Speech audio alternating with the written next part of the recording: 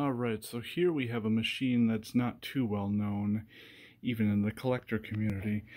We have a Filtropur.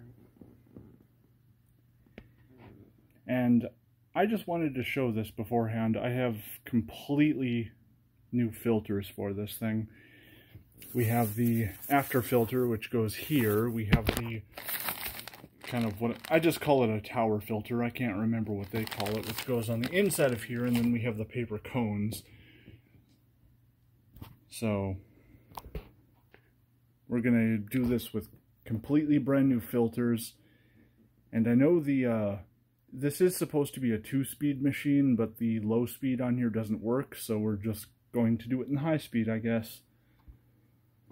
But I thought before I installed these, I thought I would get a kind of a raw motor CFM from right here.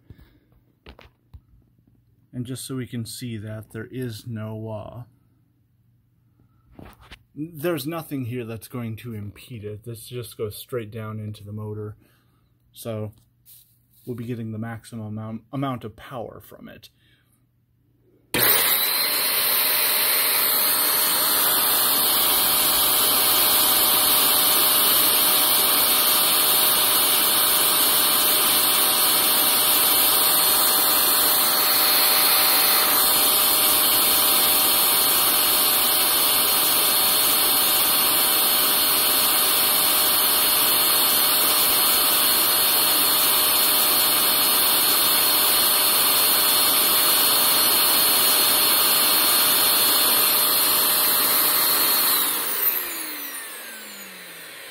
Now, just out of curiosity, let's do that with the post motor filter installed.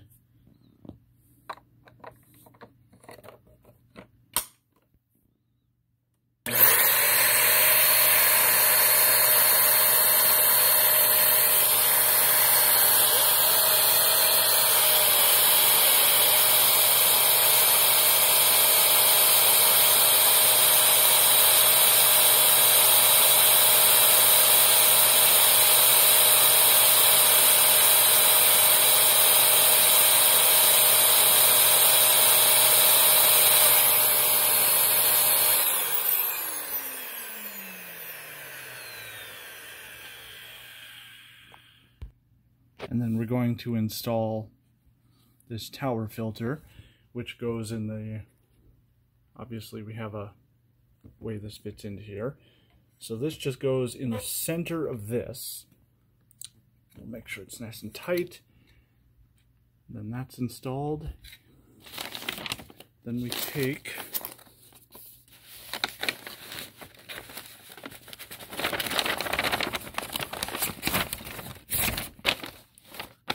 one of these cones.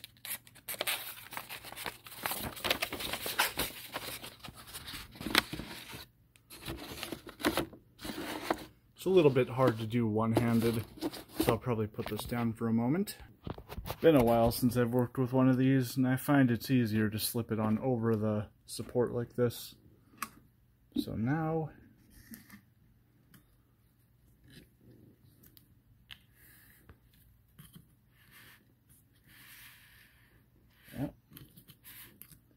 it doesn't screw on or anything. I'm just trying to make sure I've got a good seal on this.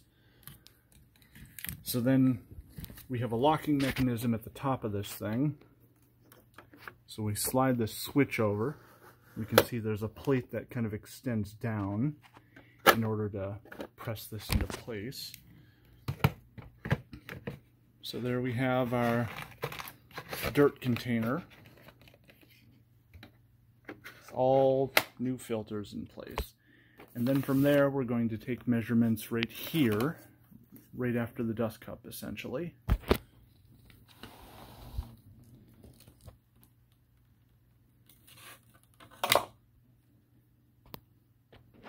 So alright, let's do this again.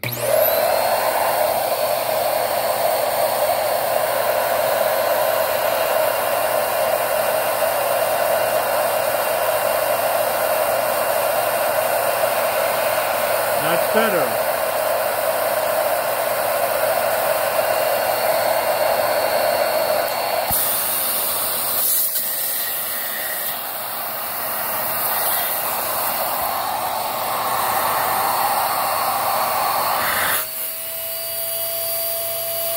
know, the suction hasn't really changed, interestingly.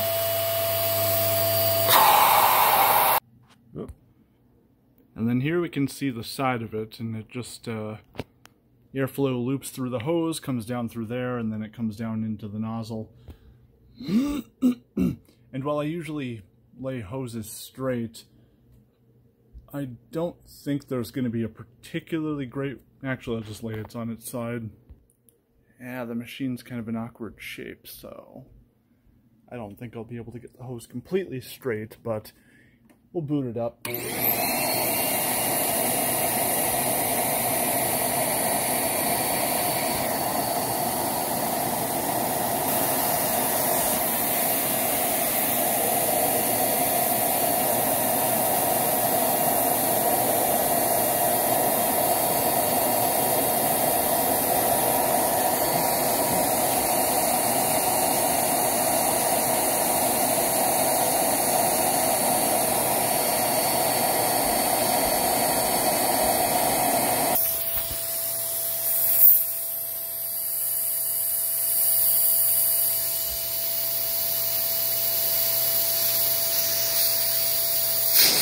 The hose has little notches in it, so I tried to tape them over. And I just realized I don't believe I've taken the voltage and wattage on this thing, so...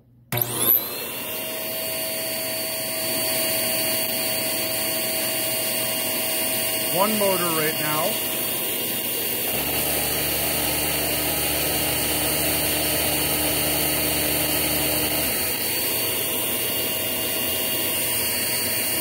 And before I went ahead with the brush roll test, I just wanted to point this out.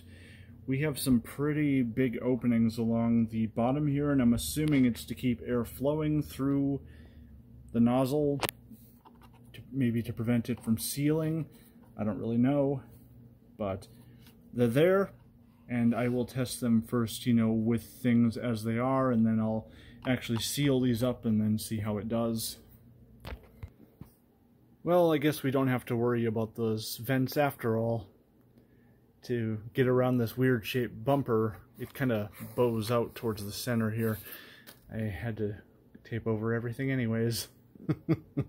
So we'll just go ahead and run it and get its flow tested at the floor.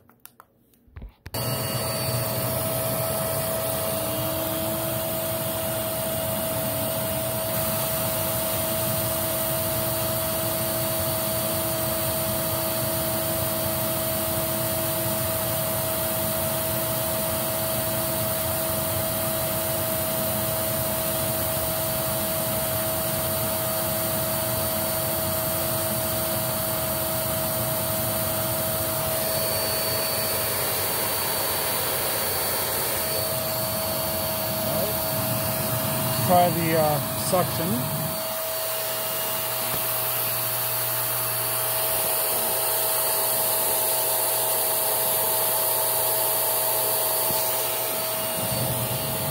And then we'll try this with the brush roll on too.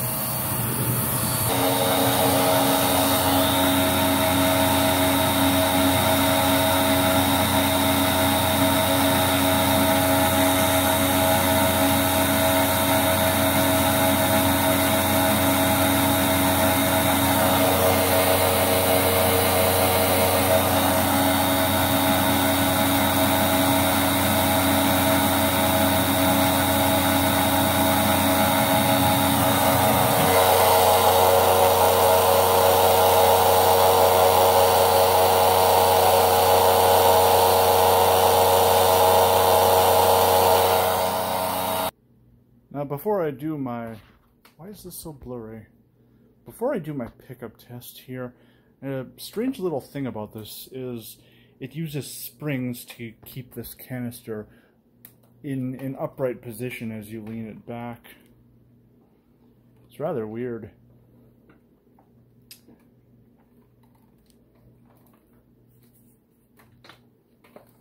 Oop. Oh, and the air path on the power nozzle here is actually pretty similar to like almost an old Rainbow, where it's a thin channel let me see if I can, I don't know if you guys can really see that or not, but it's a thin channel that runs back. And then we have a split brush roll that kind of reminds me of an old Vorwerk, or even a Dyson, like a modern day ball one.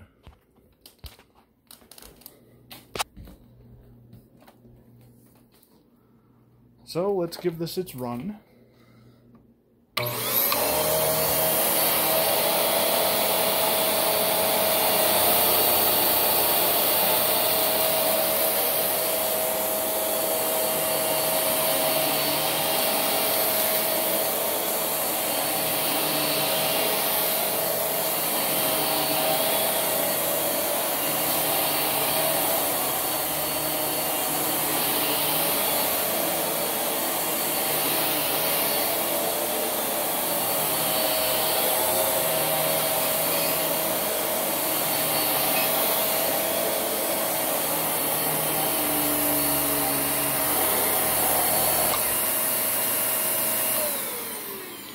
And like I said, low speed does not work. Which, when I was taking this apart, there's no circuit board or anything in here, but there was a strange metal block attached to one of the terminals on this switch, and I'm guessing it was some sort of resistor. And it must have... I don't know much about resistors, but clearly the resistor must have failed. So, it now runs at a single speed, which is fine with me.